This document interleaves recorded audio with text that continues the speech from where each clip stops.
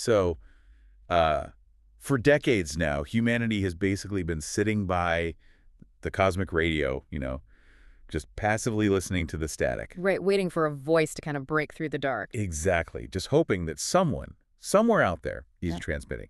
But today, for this deep dive, we're going to explore what happens when we decide to, well, stop just listening and actually start shouting into the dark. Because right now, scientists aren't just eavesdropping anymore. No, they're not. They are actively hurling messages into the void. Yeah, and it's sparking what is probably one of the most intense, literally life-or-death debates in astrophysics. So as you're listening today, we're going to take you through the history of these interstellar messages, the crazy technical challenges, and the fierce ethical arguments over whether we're, making a huge mistake. It really represents a massive, just a fundamental shift in how we interact with the universe. We're moving from passive listening, which is traditional SETI, to active SETI, or it's often called METI, messaging to extraterrestrial intelligence. Yeah. And this isn't just some thought experiment. We have already sent messages. We are actively doing this right now. And the debate over whether we should continue is basically tearing the astrophysical community apart. Because, the stakes are literally the survival of the human species. Which is just wild to think about. Yeah. But to understand how we even got to this point, we kind of have to look at the transition from just quietly pointing antennas at the sky to actually sending our first intentional radio shout.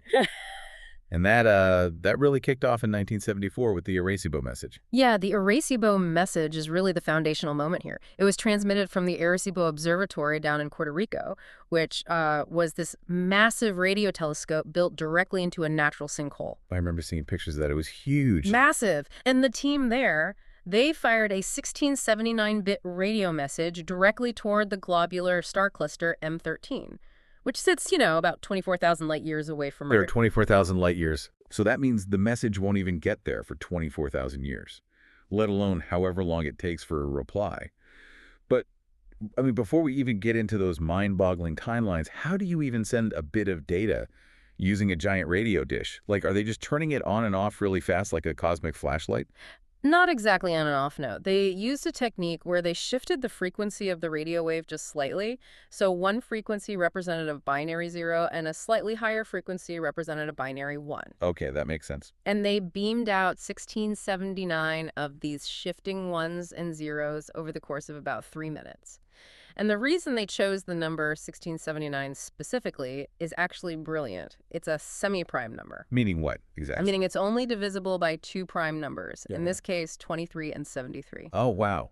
Okay, so the assumption is that any intelligence receiving this random string of 1679 bits would recognize the mathematical anomaly, right? Exactly. They look at it, realize it's not just random static, look at the prime factors, and figure out they need to arrange those bits into a grid. Right. And when you arrange those 1s and 0s into a grid of 23 columns and 73 rows, it forms this sort of crude, pixelated visual image. It contains a stick figure of a human, the double helix structure of our DNA, our solar system, and a little picture of the Arecibo telescope itself. That is so cool. But if you try to arrange it the other way, like 73 columns and 23 rows, it just looks like totally random static. Which honestly feels like a pretty big assumption. We're betting that an alien species processes 2D visual grids the exact same way we do. Right. But, radio isn't our only medium for this. We've also literally tossed physical messages in a bottle into the cosmic ocean. Back in the early 1970s, we launched Pioneer 10 and 11, and they both carry these gold anodized aluminum plaques. Yes. And then later on, Voyager 1 and 2 carried the famous Golden Records. And those physical messages are actually incredibly revealing about our own blind spots as a species. Designing a physical message really forces you to realize how reliant we are on human context. The Pioneer plaque is like a perfect example of this. It features an illustration of a man and a woman, and the man is raising his right hand in greeting. Right, which makes perfect sense to anyone on Earth. You show an empty hand, you're saying, I am unarmed, I come in peace. Exactly. But to a radically different species, showing your hand could look like a threat display. Oh, wow. I didn't even think about that. Think about it biologically, We're assuming they even have a concept of an open palm.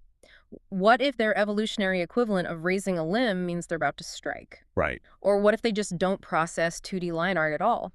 Drawing a three-dimensional object using flat, two-dimensional lines requires a very specific type of visual processing, and that might be entirely unique to Earth mammals. Okay, let's unpack this for a second, because it's like trying to send a ZIP file to someone when you don't even know if they own a computer, let alone what operating system they use. You're sending data that requires an entire hidden layer of software just to unpack. That's a great analogy.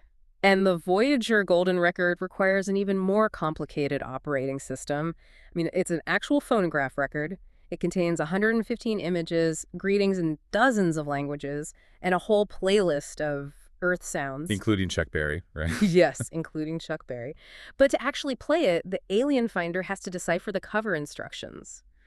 But how do you tell an alien how fast to spin a record when you don't share a unit of time, like seconds? Right, you can't just write 33 RPM. No, you can't. So the designers used the hyperfine transition of neutral hydrogen as a universal measuring stick. Wait, let me stop you right there, because that sounds incredibly dense. How does neutral hydrogen tell an alien how fast to play a Chuck Berry record?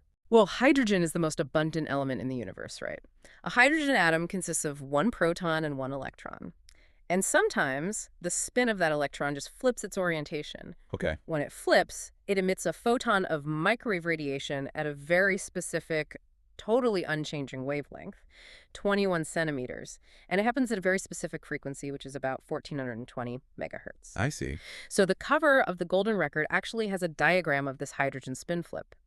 The alien has to look at that diagram, realize it represents the 21 centimeter wavelength, and then use that as their base unit of measurement to understand the rest of the instructions on how to, build a stylus and decode the grooves. That is just a massive leap. I mean, if physical messages are so agonizingly slow to travel and so easily misunderstood because they rely on our specific sensory organs, it makes total sense that we'd prefer radio signals.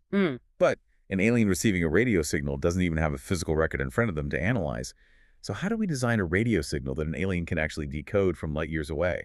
Well, that brings us to this fascinating subfield of linguistics and computer science known as anti-cryptography. Anti-cryptography? Yeah.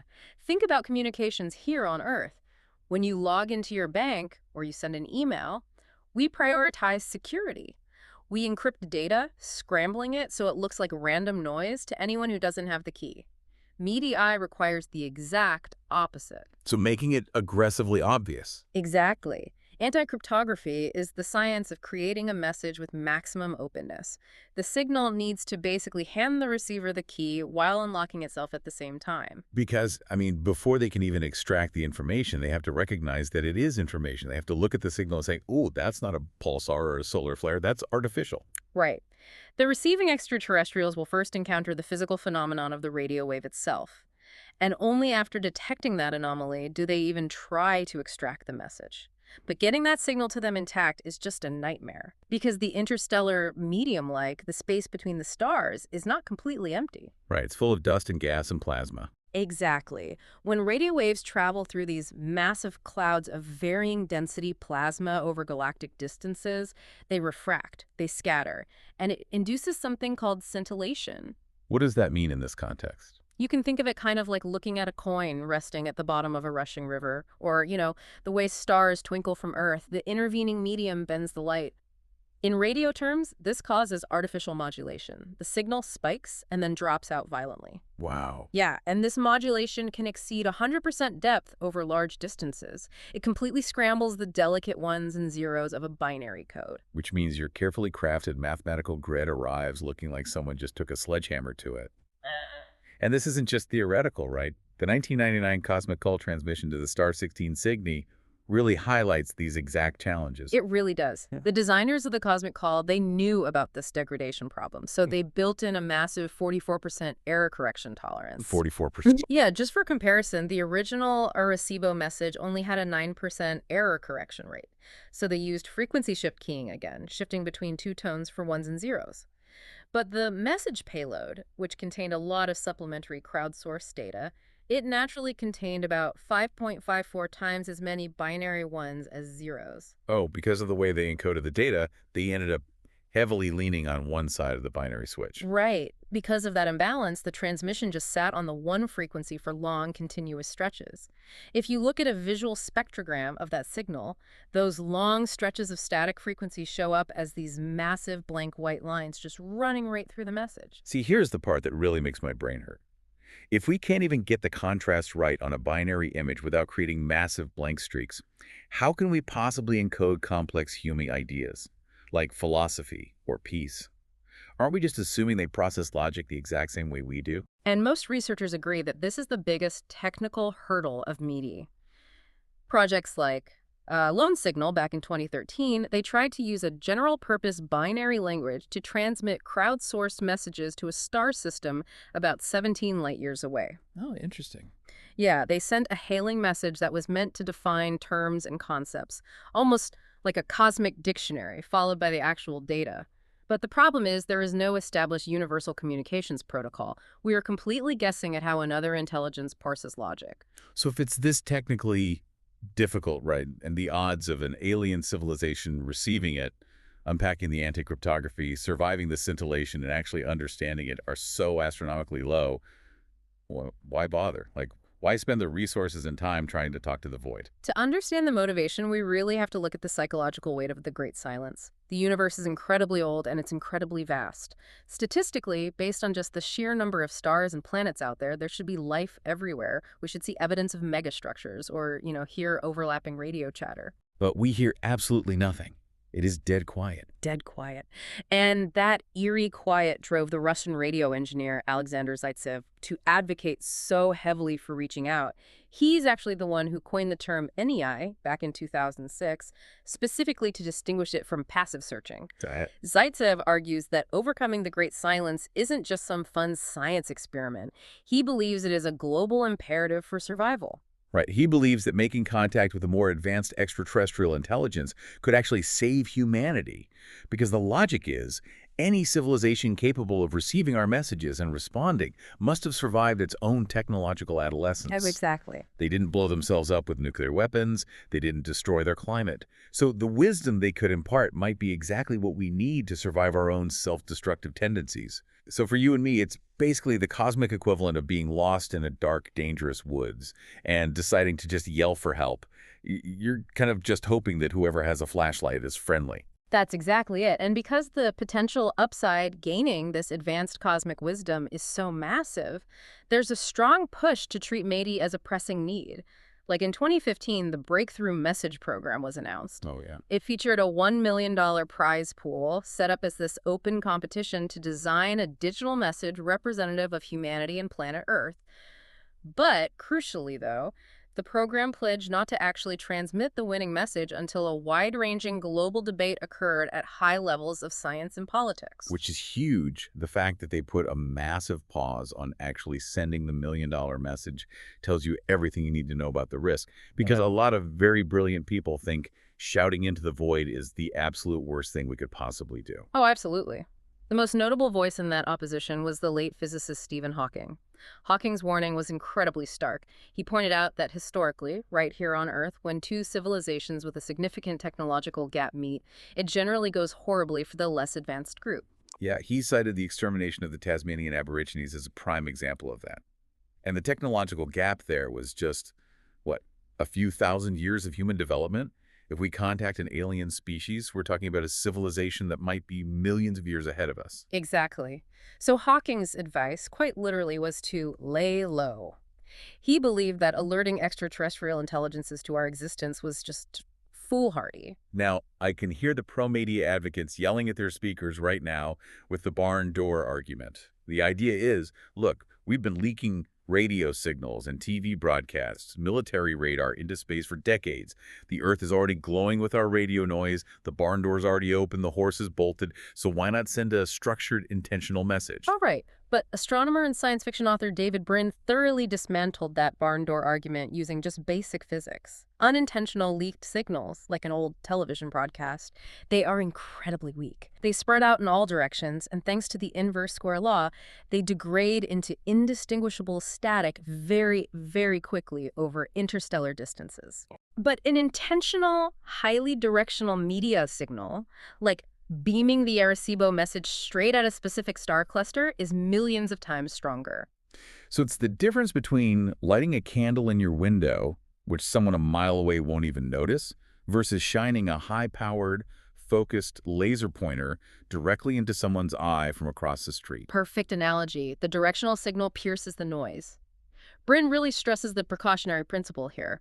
When you're dealing with unknown risks of this magnitude, you must take extreme precaution.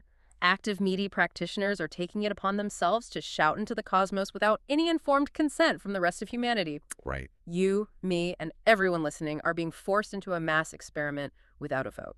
And the worst-case scenario for that experiment brings us to a concept that honestly just gives me chills. It's a solution to the Great Silence called the dark forest hypothesis. It is a terrifying framework for the universe. The dark forest hypothesis suggests that the reason the universe is so quiet isn't because it's empty. It's quiet because older, advanced planetary civilizations know exactly how dangerous the cosmos is. It's like a sci-fi horror movie. It really is. Think of the universe as a pitch-black forest at night.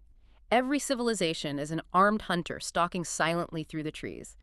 If a hunter suddenly hears someone yelling in the dark, they don't know if the source is a friendly neighbor, a helpless infant, or a predator. So the only rational, survival-oriented move is to immediately fire in the direction of the noise and eliminate the unknown threat.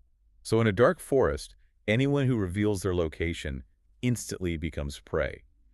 The Great Silence is just the silence of animals hiding in the brush, too terrified to make a sound. It completely inverts Alexander Zaitsev's optimism. Instead of a wise mentor waiting to share technology, you have an apex predator launching a kinetic strike at our solar system the moment they detect our radio waves. It really forces us to confront the reality of cosmic sociology.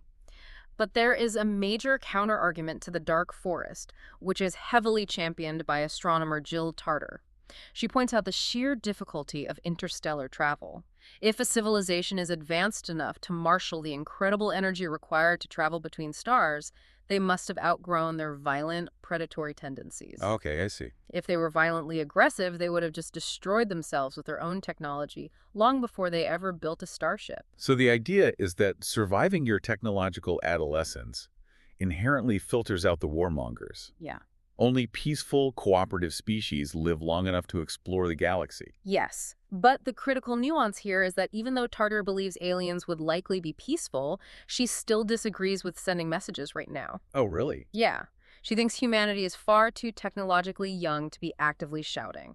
Her stance is that we should focus on becoming a more advanced, mature civilization first and just keep listening in the meantime. So even the people who think the aliens are friendly are saying, maybe put the megaphone down. We just don't have enough data points. I mean, we have a sample size of 1, Earth. We are projecting human sociology, human math, and human vision onto a blank cosmic canvas. And this is the immense tension at the heart of active SETI. We actually have the technical means, through these massive radio telescopes and deep space probes, to beam our DNA, our music, and our planetary maps across the galaxy. We can do it right now. Yeah. But doing so means we are gambling the fate of our entire species on whether the universe is a friendly neighborhood full of mentors or a dark forest full of hunters. And that tension isn't just an abstract problem for astrophysicists. It connects right back to everyday life. Because every time you step outside at night and look up at the stars, you're staring at that exact unknown. Yeah. You have to decide in your own mind whether your deepest fear is that we are completely alone in all that vastness, or that we aren't alone and someone is listening. It fundamentally changes how you view a starry night. It really does. But before we wrap up this deep dive, I want to leave you with one final provocative thought that builds on this tension. It's based on something called the zoo hypothesis. Biologist João Pedro de Magalhães proposed a completely different angle.